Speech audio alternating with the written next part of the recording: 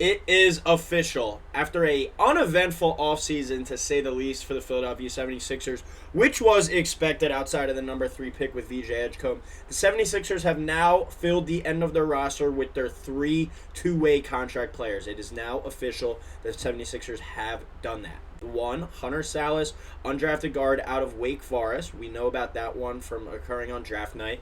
Then they went out and signed in the front court to play the power forward spot, Jabari Walker, who's floated around in the NBA for the past couple years now.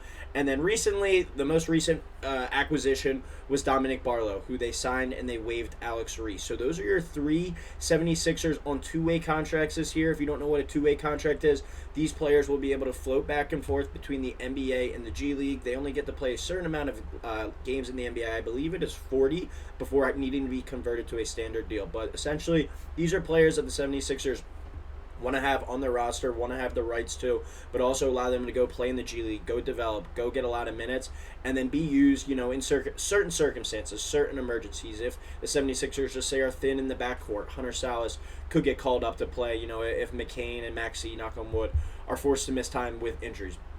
If they want to give one of these young guys, a Dominic Barlo or a Jabari Walker, minutes in the front court and allow them to try and go out there and prove themselves and show why that they could be the 76ers starting power forward going forward, they can do that and they can give them some extended run, but also the benefit of being able to go down, play in the G League, play 30, 35 minutes, and put up better numbers and get a better usage of their time, kind of in the developmental way. So it is official. Those are the 3 76ers on two-way deals that will be entering the season, this 2025-2026 season, and we're going to break down each one of them and a little bit about their game and what to expect. I will start it off with, though, as we sit here recording this on July 10th, as we said, they signed two players basically at the same position with Jabari Walker and Dominic Barlo.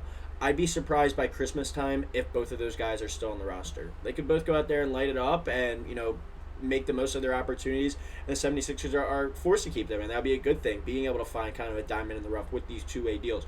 But the way I look at it is they're trying to make one of these guys beat each other out. These two are in a competition with themselves, and then, whoever kind of loses that competition, for lack of a better phrase, will most likely get waived or just, sent down to the G League full-time, and the 76ers will go out there and pick up another guy on a two-way deal off the free agent market at a different spot, because it doesn't really make much sense to me to house two of these guys on two-way deals that play basically the same position. Get another guy who is, more of just a knockdown shooter. Or get another guy, a young developmental center potentially.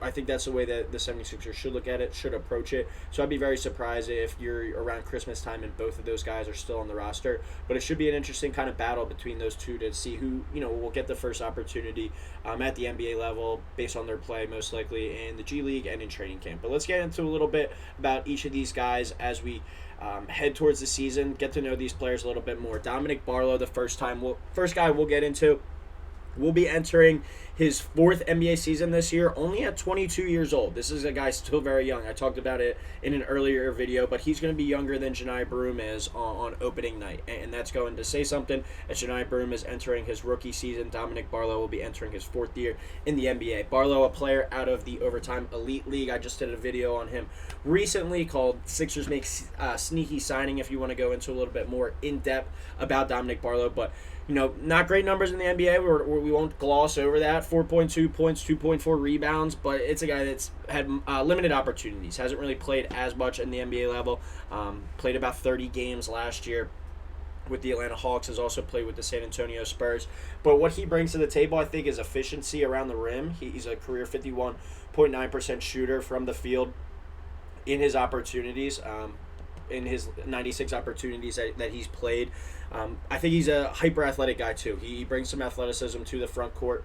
I think he's a good kind of lob threat in there as well in the mix. And he's a little bit of a different player, I think, than Jabari Walker. Dominic Barlow is going to do most of his damage around the rim, but he did show, a willingness to step out and shoot the three ball a little bit last year. In the G League, he averaged 3 attempts per game, made 1 per game on average, so shot 33% from deep last year per game at the G League level. Averaged 21 and 8 last year at the G League level as well. So he's a player that has, put up some numbers when given the opportunity, but a former 4-star recruit, had high major offers, had offers from Florida, from DePaul. So this is a guy that has a high basketball pedigree, a good basketball background, and still really young.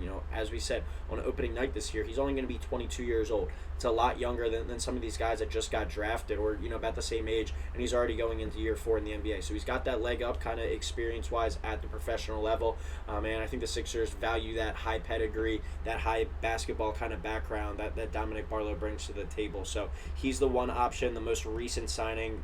He replaced Alex Reese on the two-way deal that we'll get into. Next guy I want to get into is Hunter Salis, the undrafted rookie free agent out of Wake Forest. He bounced between Gonzaga and Wake Forest during his collegiate career, but it's a player that he was looked at as a first-round pick if he went out last year, if he went out after the 2023-2024 season. You see he averaged 18 points and shot 40% per game from 3 on 5.4 attempts. Was one of the best guards in the country 2 years ago, and I think he took a little bit of a step back this year, still averaged 18.3 points per game, but obviously he goes undrafted, and that's the main discussion point here and why the Sixers were able to get him on this deal. But he's already kind of impressed in the summer league. You saw his athleticism, and he's a guy that I watched a bunch of times, and I thought he was more of just kind of a pure scorer. He's shown off some silky smooth athleticism, jump out of the gym athleticism, a poster dunk already in the summer league, followed it up with a really nice catch and shoot 3 on the perimeter as well. Can that jump shot come around? I think is ultimately going to determine how well he can play. But he's a guy that, you give him 25, 30 minutes with a game that VJ Edgecombe and Tyrese Maxey are out, just say for example, Hunter Salis is going to be able to go out there and score the ball at the NBA level, I think.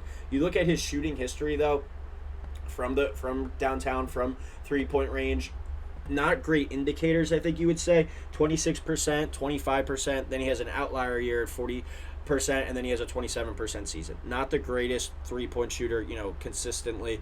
What was that 24 season an outlier, or is that, something to potentially come to tap into? 70% from the line his freshman year, 78 his sophomore year, 78 his junior year, and 80 this past year. So a good indicator there that he does have it in him. Can he get to like a 34% shooter on a consistent basis? Combine that with his athleticism and his ability to put the ball in the bucket. He's a guy I think could stick around in the league. I'm glad the Sixers signed him to a two-way deal. I thought there was a potential that they would sign Judah Mintz to a two-way deal instead of another front court player like a Dominic Barlo, but there's already so many Sixers guards on this roster. He's going to have to fight and scrap for some playing time. He's going to need some injuries to happen, but he is a player I could see being a long-term fixture in the backcourt as a rotational guard behind McCain, behind Maxey, behind VJ Edgecombe, potentially Quentin Grimes. We'll get into that as well, but it's a spot where there's not much of an opportunity for NBA minutes right now, but a player, if he continues to work on that outside shot, and I think that's the biggest thing with him and with his game, he could find himself into becoming an NBA rotation guard. Was one of the better guards in all of college basketball these past 2 seasons. And the last player we'll get into, Jabari Walker out of, I believe he went to Colorado.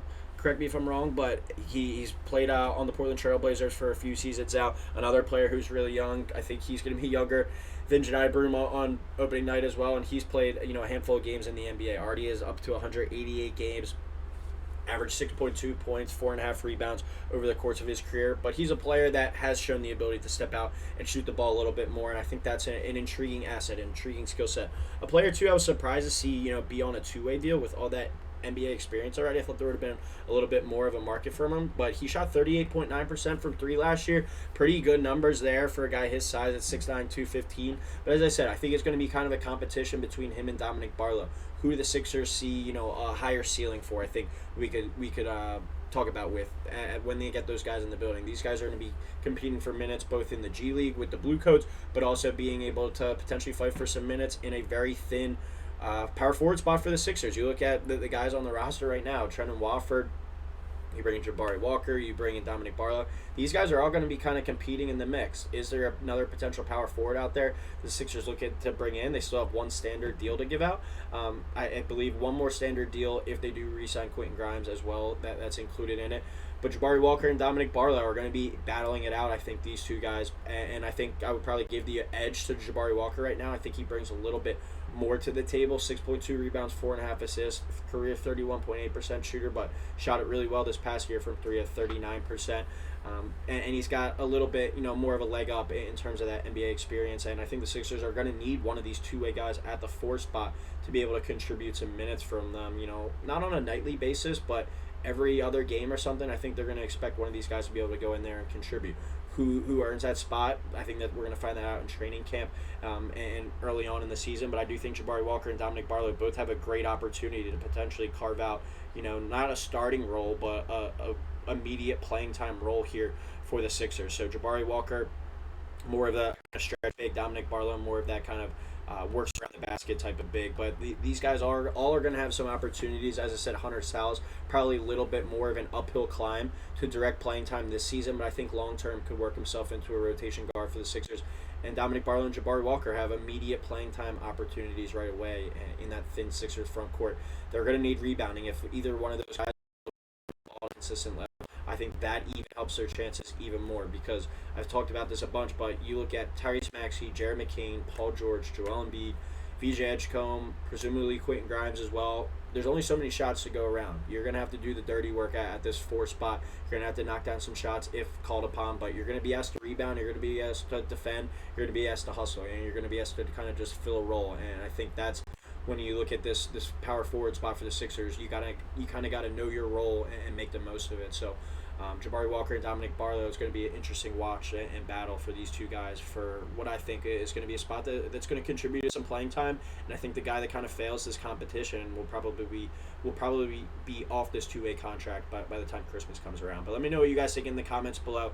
Who would you give the leg up to right now in this hypothetical power forward contest between Dominic Barlo and Jabari Walker? Thanks to everyone for tuning in. As always, please like, please subscribe, and we'll talk to you next time here on Sixers Digest.